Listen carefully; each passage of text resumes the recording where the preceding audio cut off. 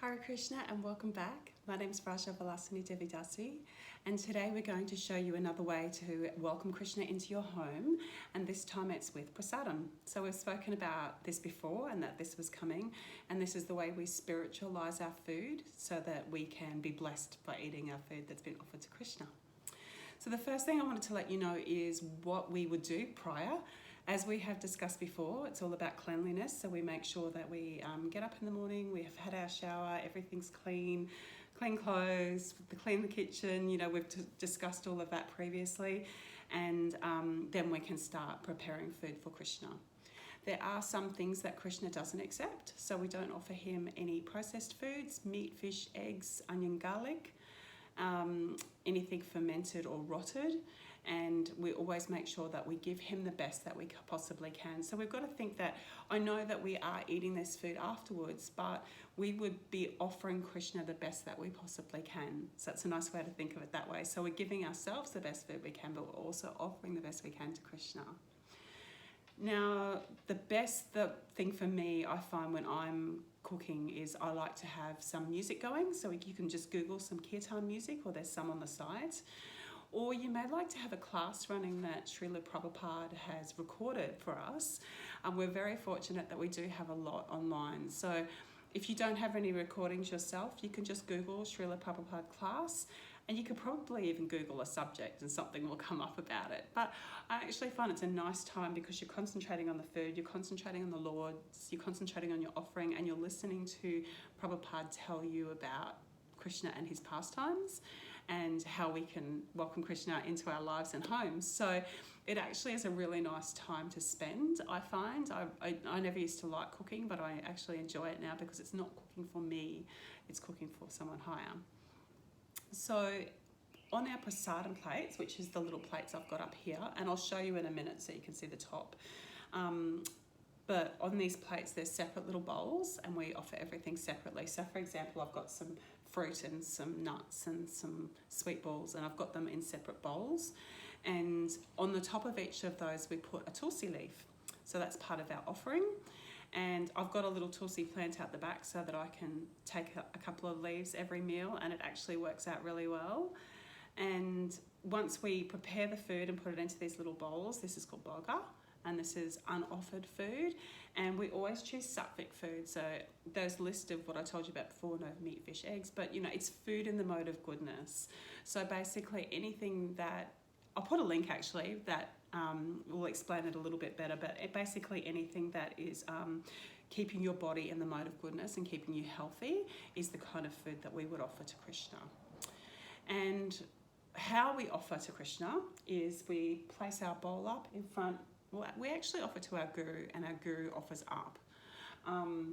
But you might like to offer to your deities as well. And we place the bowl in front of them, in front of him in this instance, and that we have a little prayer, which I'll pop in the subject line as well for you, in the description for you as well, so you've got it. But we say a little prayer to the guru, and then the guru will offer that food up. Nama Om visnu-pādāya bhū-tale śrīmate Bhaktivedanta Swami Prabhupada Namaste Sarasvati Gaura-vāṇī-pracāriṇe Namaste Sarasvate. Okay, so we say the prayer 3 times while we're ringing the bell, and of course I've done my archman, so my hands are clean, and we then leave that food with the Lords for 10 minutes, and people might say, well, they haven't moved anything, nothing's warm, but it's about offering, so the Lord can choose to accept, and he can taste with his eyes. He's very different to us, so it's not a matter of you seeing that he's taken food, it's a matter of you offering that food. And after that 10 minutes, we can put a little, if you've got a little room divider or something that you can put in between so that the Lords have some privacy, or you can leave the room so that they've got their time with the prasadam. And once we have done that, that food can be taken away and mixed back in. So for example, if you have lentils that you've cooked up, lentils and vegetables, and you've taken a small portion, put it in the bowl, then that small portion can then be put together with the other food. So you take it out of the prasadam offering bowl and put that in with the rest, and you mix that through, and it becomes all spiritualized. So as an example, if I've got 10 people coming over and I've got a big pot of lentils and a big pot of rice and a big pot of vegetables. You can't physically put everything up there. So to offer a small amount and mix it through is the way that we do that. And if you go somewhere like Govinda's restaurants or Cardamom Pod, places that are run by the Krishna Society, that's the way that they offer as well.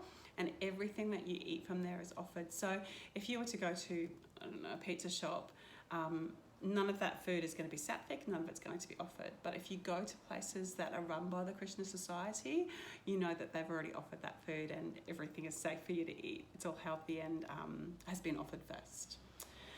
And lastly, I just wanted to let you know about when we say our little prayers in Sanskrit, what that actually means. So I've got it written down here just so I don't forget anything for you. I offer my respectful obeisances unto His Divine Grace, A.C. Bhaktivedanta Swami Prabhupada, who is very dear to Lord Krishna on this earth. Having taken shelter at His lotus feet, our respectful obeisances unto you, O spiritual master, servant of Sarasvati Gosvami.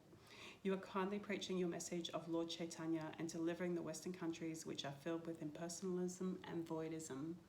So it's very nice, and I know it doesn't seem like much when you're saying it in Sanskrit, but it has a very much bigger meaning behind it, which is beautiful.